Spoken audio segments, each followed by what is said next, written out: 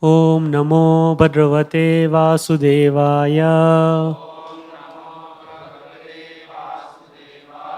Reading from Srimad Bhagavatam, Canto 3, Chapter 22, entitled The Marriage of Kardama Muni and Devahuti.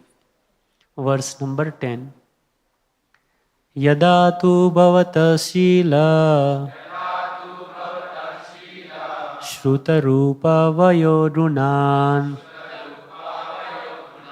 Asranon Naradha Tvaya Asitrita Nishaya. Translation and purport by His Divine Grace A.C. Bhaktivedanta Swami Srila Prabhupada. The moment he heard from the sage Narada of your noble character, learning, beautiful appearance, and youth and other virtues, she fixed her mind upon you. Purport by His Divine Grace A.C. Bhaktivedanta Swami Srila Prabhupada. The girl Devahuti did not personally see Kardama Muni, nor did she personally experience his character or qualities, since there was no social intercourse by which she could gain such understanding. But she heard about Kardama Muni from the authority of Narada Muni. Hearing from an authority is a better experience than gaining personal understanding. She heard from Narad Muni that Kardama Muni was just fit to be her husband. Therefore, she became fixed in her heart that she would marry him, and she expressed her desire to her father, who therefore brought her before him. Thus ends the Bhaktivedanta purport. Devahuti, the daughter of Swayambhuva Manu, came to fix her mind upon desiring Kardama Muni, is being explained by Manu. And it is specifically explained in the purport by Prabhupada that she knew about Kardama Muni only by hearing from Narada Muni. And by hearing from Narada Muni about Kardama Muni, she got a better experience than even gaining personal understanding. So this principle, hearing from an authority is better experience than gaining personal understanding. It's a very heavy principle being made here. Generally, this does not appeal to common sense. One will think that first I should hear and then I should experience. First I should hear and then experience. In spiritual life also we have a tendency, because that is how our mind works. Now I am reading these things, one day I will directly experience. But that process is completely being countered by this statement of Prabhupada. Hearing from an authority is a better experience than gaining personal understanding. We have to believe it.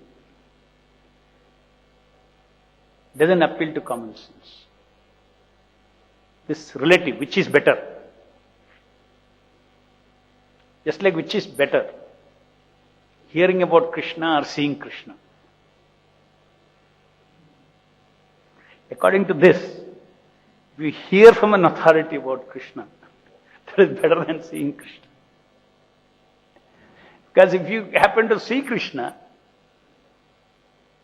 if you are not pure, then you will think, oh, maybe somebody from some drama party has come before me. Even if he is genuine Krishna.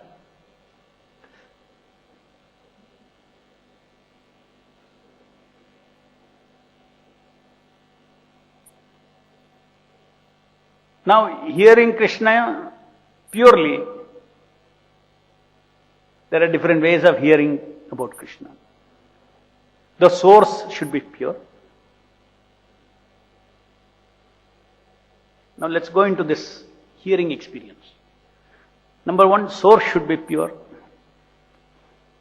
Here, because Narada spoke, the hearer should be submissive. Because only when you are submissive, then the perception will go into your subconscious. At the conscious level, your hearing is always being analyzed and judged.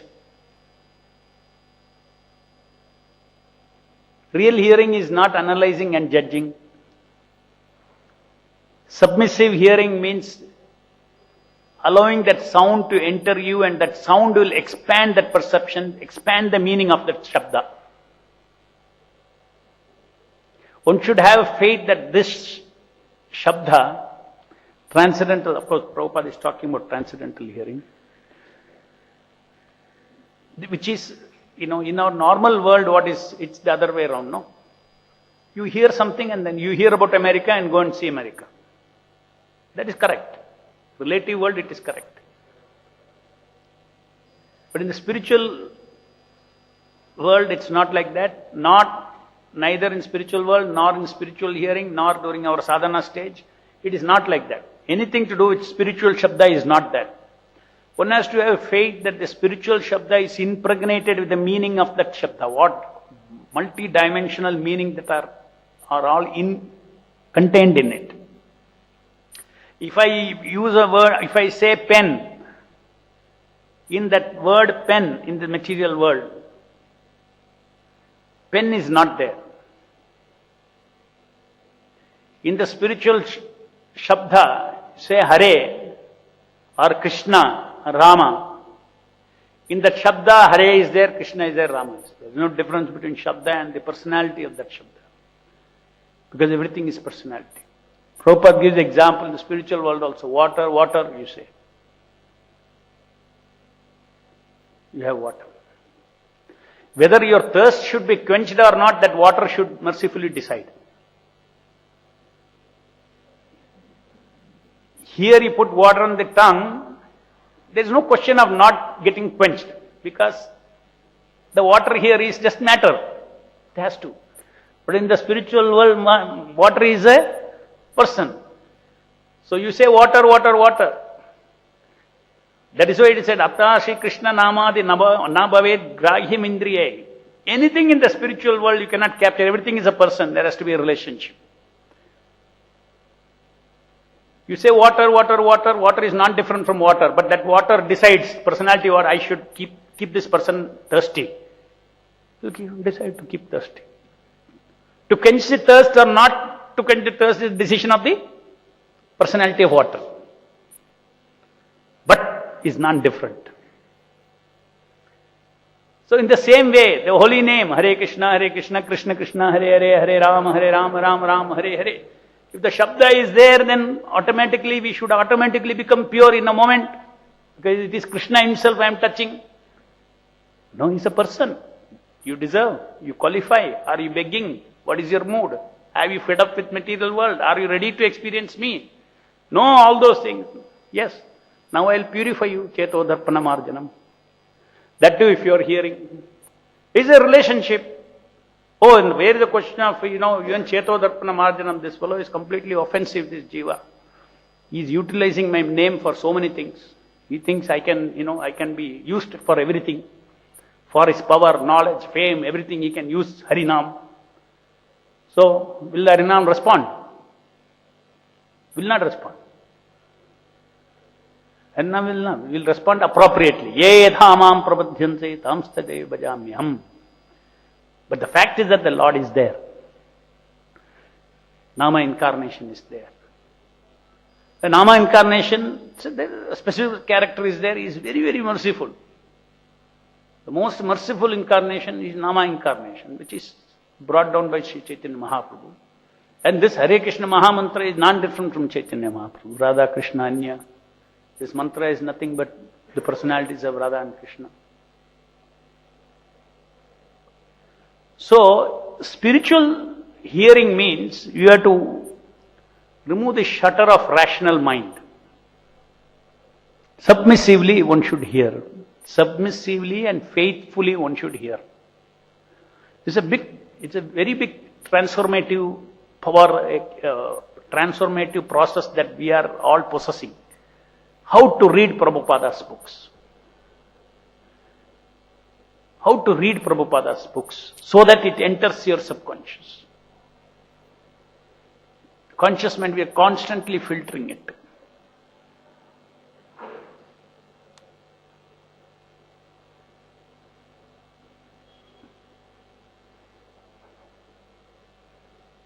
How does something go into the subconscious when you are very emotional, no? Isn't it? That is how people get trauma and all, isn't it? The situation is charged with emotions, your subconscious opens. That is how you say, by this experience I learned. It opens. Otherwise, a rational mind will not, your lesson will just remain there. And in few days it will go away. Whatever you learn with your rational mind, so much logic you will tell, and this is that, it will remain for 2-3 days and it will go away. Those things are not called realizations. Realization is when it goes into your subconscious. And there it brings about permanent change in your perception, permanent change in your attitude towards life.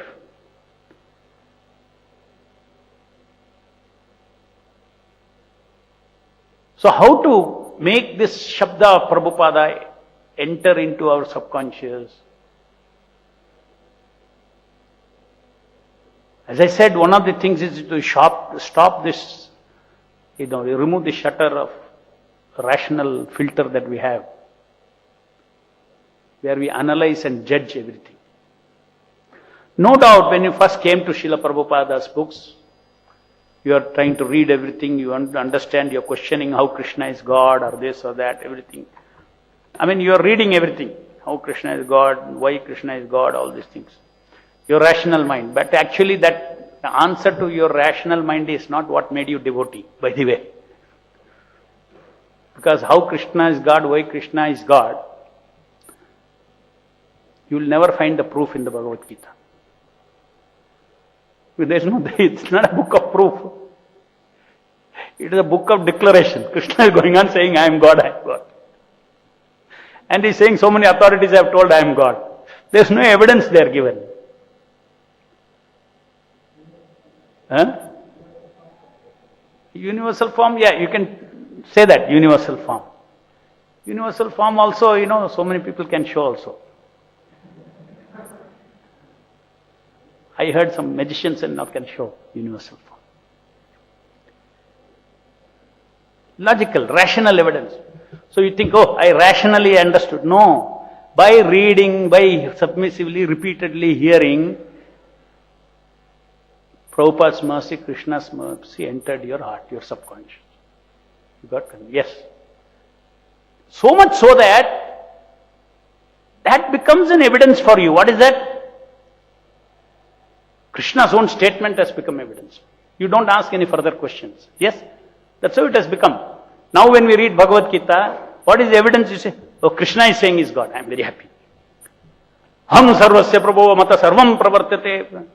Krishna is saying. Krishna is. Sarva dharman parityaja mam ekam sharanam. Krishna is saying. Man mana bhava madbhakto madhya. This is all our evidence now. But when we are karmis, these don't become evidence. Anybody can declare he is God, no? You use your rational mind. You don't resolve it. But what made you devotee, what made every one of us devotees, is the power of the Shabda of Bhaktivedanta purport and the Krishna statement that entered our heart. It has got the potency to awaken our original faith. Faith is not created. To create a faith, now you need rationality. Suppose that faith is part and parcel of your existence. Who is my father? If that faith is part and parcel, it is a constitutional fact for the jiva. It is a question of not logical proof, it's a question of awakening. That awakening has come by hearing Srila Prabhupada's books.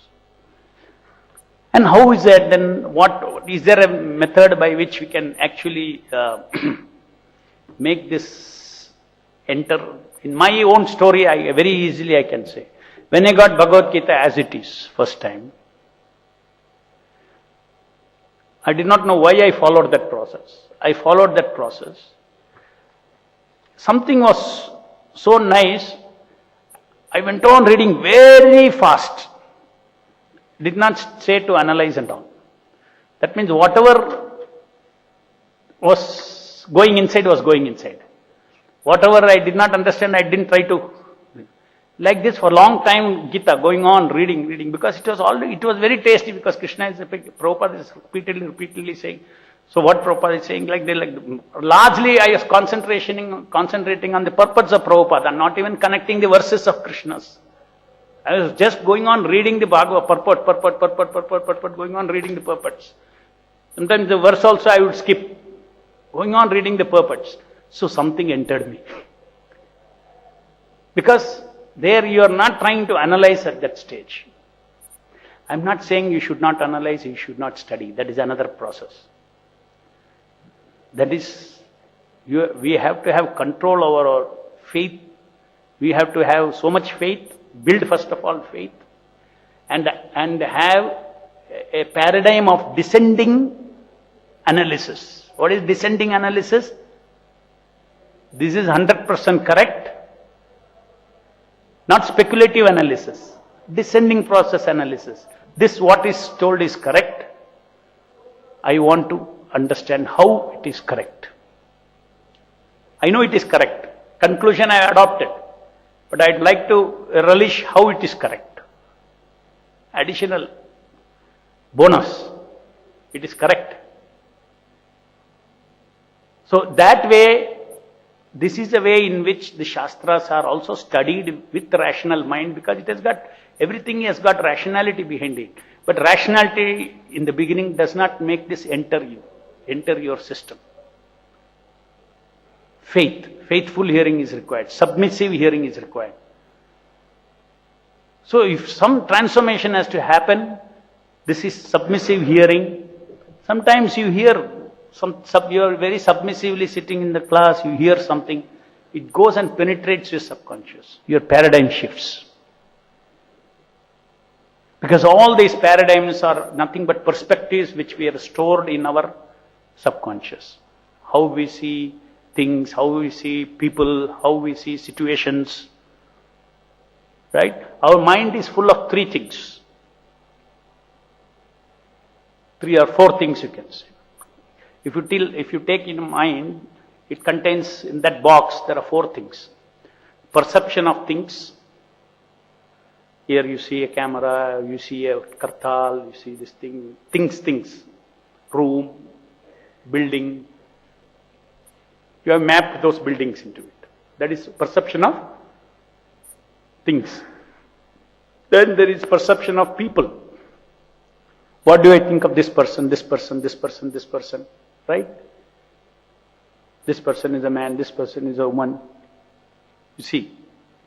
Or this person is nice person, this person is bad person, he is friend, he is enemy. So perception of people. Then there is perception of situation. Is it not? Continuously full of these things. Say today you are going out preaching. It's a preaching situation. It's a compound. You get at a glance. Just like I say guru issue. Moment I say guru issue, it is a situation. So many things you will derive out of it. What is guru issue? I tell you. What is this guru issue?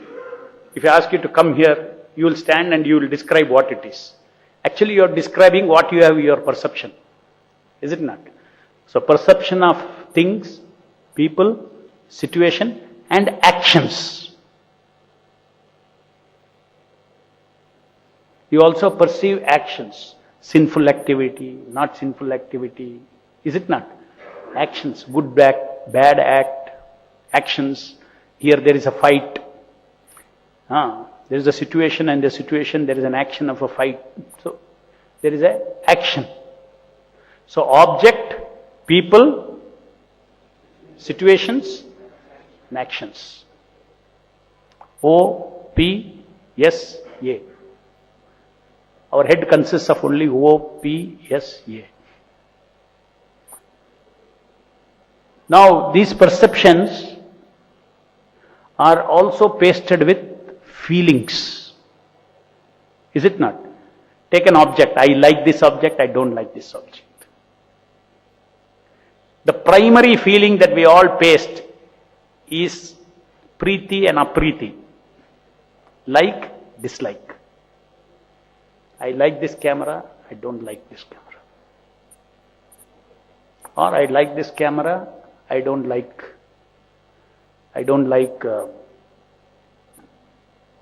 something. There are so many dislikes.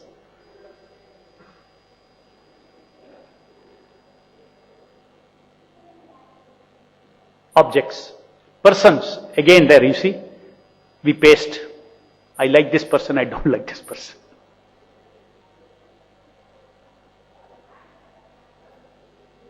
Then situations, you like and don't like. Yes or no? Prasadam, you like that situation. If you are called by your authority to be chastised, you don't like that situation. Oh, why is calling me?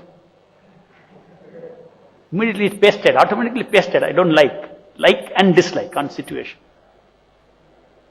Similarly on actions, activity. You have a perception towards activity. Somebody is angry, you don't like. Somebody kindly treats you, you like. These are all we have put likes and dislikes and connected. Our head is full of all these things.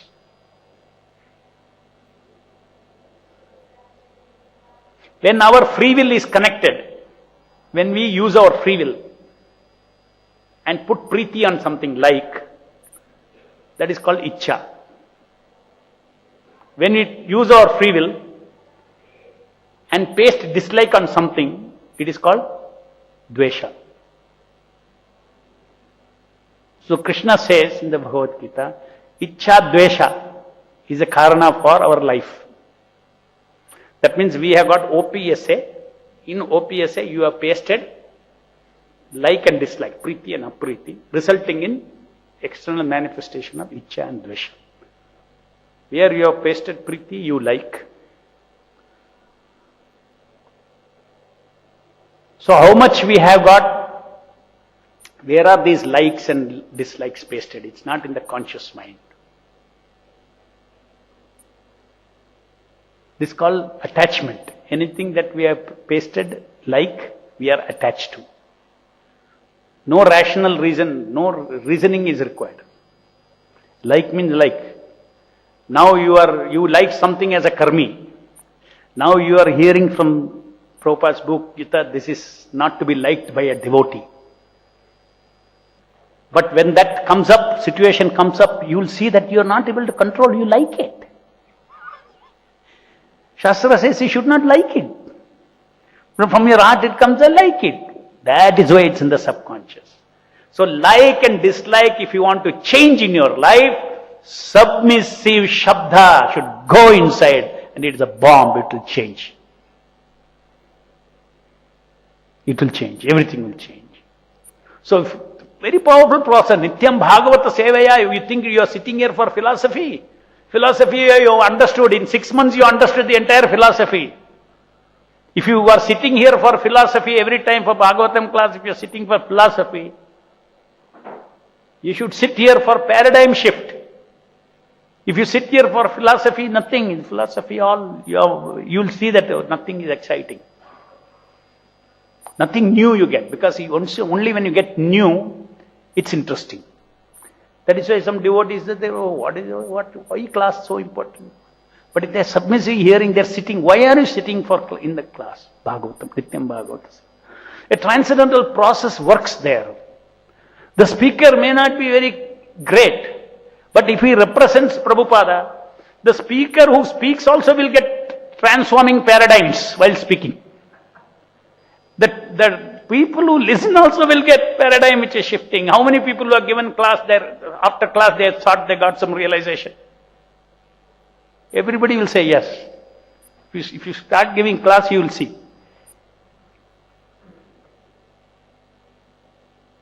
Because if you have to speak something, you have to open your your shutters, you have to open. You have to speak.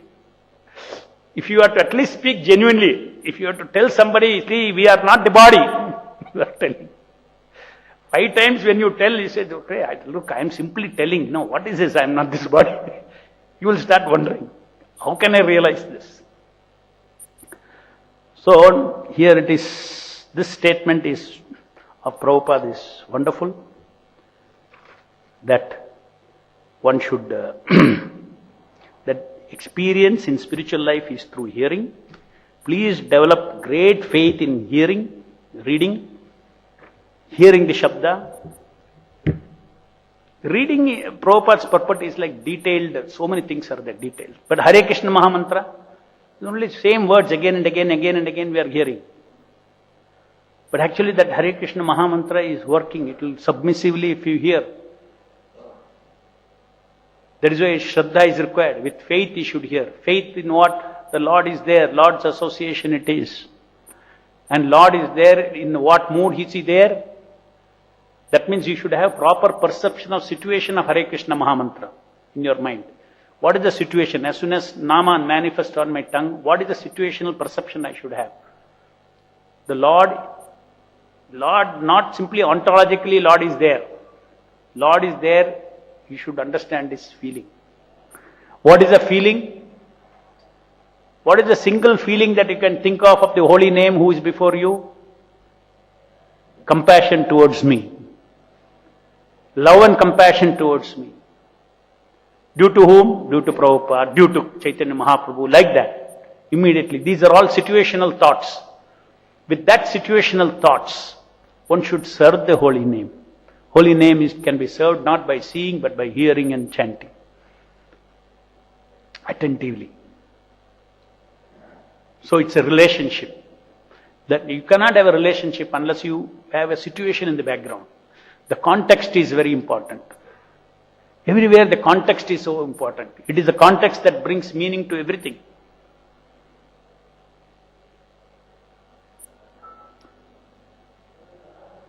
It is not simply perceiving something. For instance, I perceive this camera. This camera, okay, it's an object. But there are so many contexts to it. This belongs to the temple. It is been set up now for this class. So when I see this camera, I just don't see on camera. I just see it in a context. It is meant for recording classes. All these things. So context is extremely important. It's not, let us go to the sense objects. Sense objects, we may see that sense objects are sense objects are the cause for all my disturbance of my senses. Yeah, it is a cause, only one of the causes. The circumstances, the context in which you see the sense object is what causes real agitation to the senses, not the sense object. Sense object is only a trigger, and there are certain circumstances, context in your mind. That is why it is said, that is why the Shastra says. Shastra says about the context. The context of do not sit alone with one's mothers and sister. What is it? It's a context, no? Contexts are powerful. Contexts are more powerful than the actual sense objects. Remember this. So context, managing context is, you can managing the sense object you cannot manage. You have to manage the context. And where is the context? In the head. The context is in the head. You have to have purified context, pure contexts. Not concocted contexts. From childhood we have been given certain contexts and we have ingrained them into our subconscious. As soon as we see a opposite sex, let's say, it just goes and sits there into our context. There's a net, cognitive net inside us. It goes and sits there. That context is what gives the power. And the mind cannot control that. At that time, rational mind cannot control. Intuition, feelings, these are the things that come and control.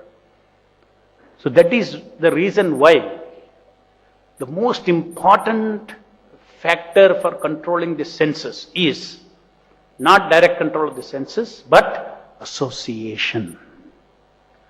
Proper association, proper association means proper contexts are there in the mind. How you see opposite sex? Proper contexts are there in the mind. Pure contexts are there. That where do you get from? You get from by hearing how one should see, what it is, everything is there. So when that goes into a subconscious, then naturally, spontaneously you will see in that context.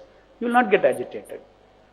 If there is a context in which you get agitated, you see a person in a context, in certain other context, you will get agitated. Does not matter what it is.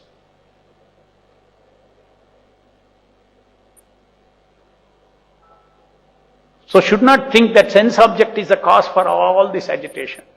Sense object is a trigger. The same sense object can trigger a good concept also. Just like the Shastra says, one should see every other woman as a mother. Now it is a context. If you build that context, you will have no problem at all. Same sense object, no problem at all. So is the problem sense object or context? Context, understand this. And usually what we do, tendency to think is, it is a sense object. And then you fear sense object. The more you fear sense object, the more it will obsess you. More you fear sense object, more it will obsess you. You should fear the context in your mind. You should think of pure, that this, in the mind is also outside, you know.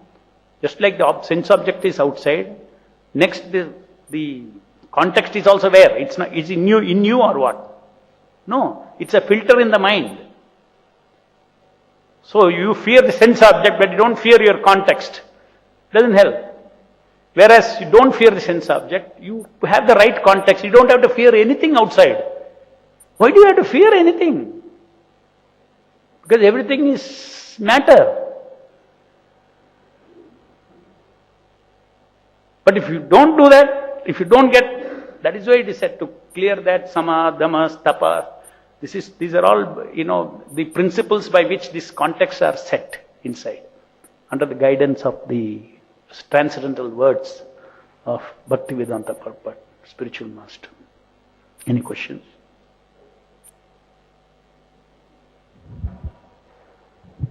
Hare Krishna, Prabhu. Hare Krishna. So, you mean to say, Prabhu, context means my response to the situation? Is that context? For example, there is a situation in front of me. No, context means, that is why I defined first, that in our mind there are so many things. Out of that, one item is called situation. Correct. Perception of situation. Situation. Perception of situation. When you encounter opposite sex, what is your default situational perception? According to that, responses will come. Responses are not the fundamental things. Behind the responses is a context. You have to grip the context. So context comes by submissively hearing. Pardon? Context changes by changes. submissively. Yes. Today, so many contexts about this world, how you see the world situation, how you see karmis, everything. What is everything? It's all what? Paradigm shift context. Paradigm shifts of situations. The way the karmis see the world, you don't see anymore. Because you are seeing the situation differently, they are seeing the situation differently. How did that happen? Because the Shabda went inside. So basically context in subconscious mind. Is that No. It is Subconscious holds the context, Baba. okay. Context is a cognitive network with emotions. Connections, various things, elements are there. It's like a compound. It's not one item. It's a one, take this microphone. All has neither the properties of hydrogen or oxygen. Both are gases, no? The compound is having another property. Is it not? So that is why that situation, entire situational perception creates where the sense object go and fall in that situation. Context in another way you can say, a crown is a context. A diamond set in that crown. Does it look different?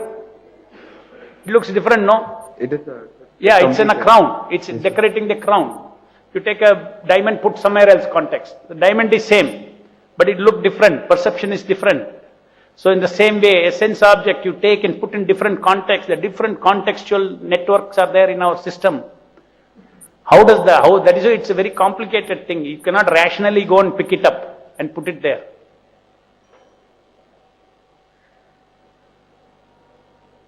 Yes, sir.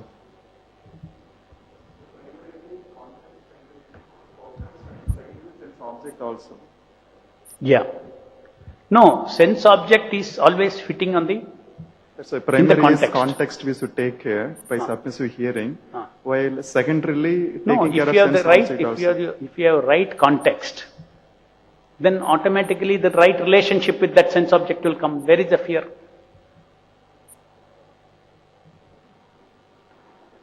Ideally. In between, there are rules and regulations till the paradigm shifts. That's what I'm saying. Till the paradigm, there are rules and regulations. Be very careful. This paradigm doesn't go so easily. That's what for primary and secondary I want to do. It doesn't go so easily. This paradigm, this old paradigm of yours doesn't go so easily. So be very careful when you relate with the opposite sex. Rules and regulations are required. Sense control is required. Restraint is required. Tapasya is required. Because the old paradigm will come and push. When it push, you have to hold it. That's called tapas. You have to control. Sense control, mind control, sama, dhamma, gross sense control, not allow, use your willpower to stop the old paradigm from leading it to action. Now, dhamma lead you please use your free will to directly to not to get influenced by the old paradigm at the mind level.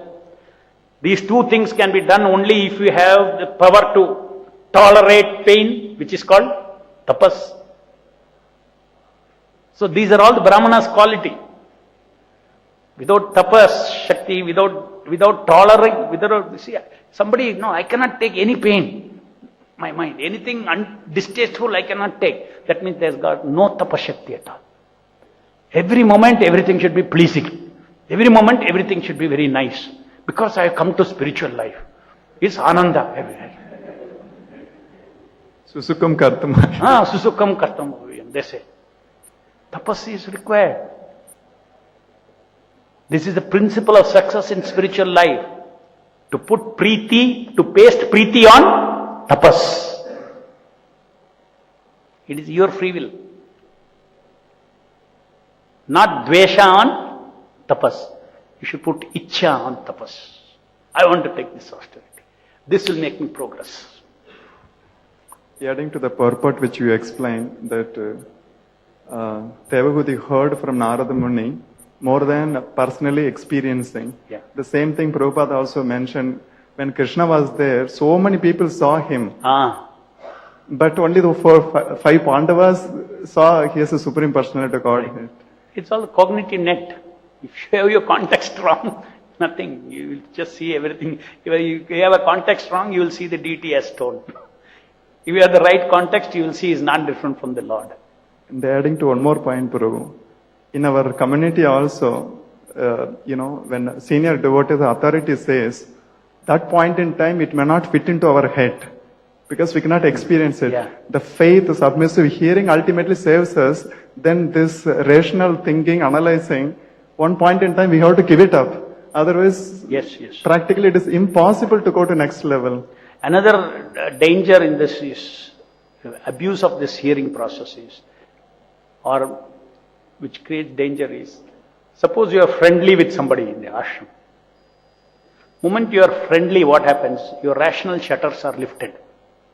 Judgment and all is lifted. You associate. They come and put a kida inside you, it goes inside your subconscious. Should be very careful whom you are associating. Don't underestimate the process of it. No, I am very rational. I am very rational and all. Rational, you may analyze the logical relationship, but the emotion is unfiltered entering you. After the person says something bad about another person, another devotee, You hear, logically you have understood what this fellow told is a bluff. Behind the back he talked. But factually speaking, your emotion somewhere it has conquered you. It has put a bug in you about that person. You should be biggest use of jiva's free will is in choosing association. Choosing association of one person according to context. Different situation. Not that you have to shun everybody's association. But the person starts gossiping, you should run away. What is, I have not come here for gossip. I have my own problems. We all have our own problems or not? Or no problems? Whenever somebody asks you, how are you? At least in your mind you should say, I am not fine. My senses are harassing me. I am not fine. I am not fine. We all have our own problems till we die. Why you should take others' problems? Jai Grandharaj Srimad Bhagavatam ki jai. Jagat Guru Srila Prabhupada ki jai.